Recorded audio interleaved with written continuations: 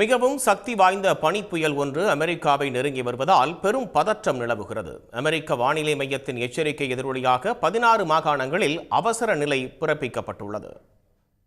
அமெரிக்காவின் பல்வேறு மாகாணங்களில் ஏற்கனவே பனிப்பொழிவு தீவிரம் அடைந்துள்ள நிலையில் மிகவும் சக்தி வாய்ந்த பனிப்புயல் ஒன்று அமெரிக்காவை நெருங்கி வருகிறது. இந்த பனிப்புயல் 34 மாகாணங்களில் பெரும் பாதிப்புகளை ஏற்படுத்தும் என எச்சரிக்கப்பட்டுள்ள நிலையில் 2,30,00,000 அமெரிக்க மக்கள் பாதிக்கப்படுவார்கள் என்று கணிக்கப்பட்டுள்ளது. அமெரிக்காவின் மத்திய மேற்கு மற்றும் வடகிழக்கு மாகாணங்களில் 12 அங்குலம் வரை பனிமழை பெய்யும் என்றும் எச்சரிக்கப்பட்டுள்ளது. தெற்கு சமவெளிகள், மிசிசிபி மற்றும் டென்னசி பள்ளத்தாக்குகளில் அதிக அளவுக்கு பனிமழை கொட்டும் என்று கூறப்படுகிறது.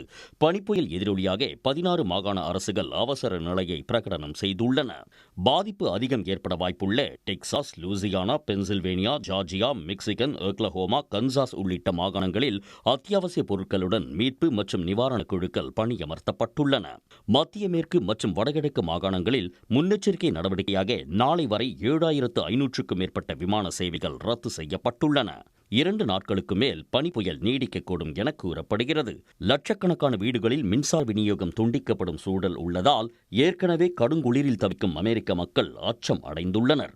முன்னெச்சரிக்கை நடவடிக்கையாக அமெரிக்க மக்கள் அத்தியாவசிய பொருட்களை வாங்கி குவித்துள்ளதால் பெரும்பாலான பல்பொருள் அங்காடிகள் காலியாகவே காட்சி அளிக்கின்றன. உடனுக்குடன் செய்திகளை தெரிந்து கொள்ள சன் நியூஸ் பெல் ஐகானை கிளிக் பண்ணுங்க.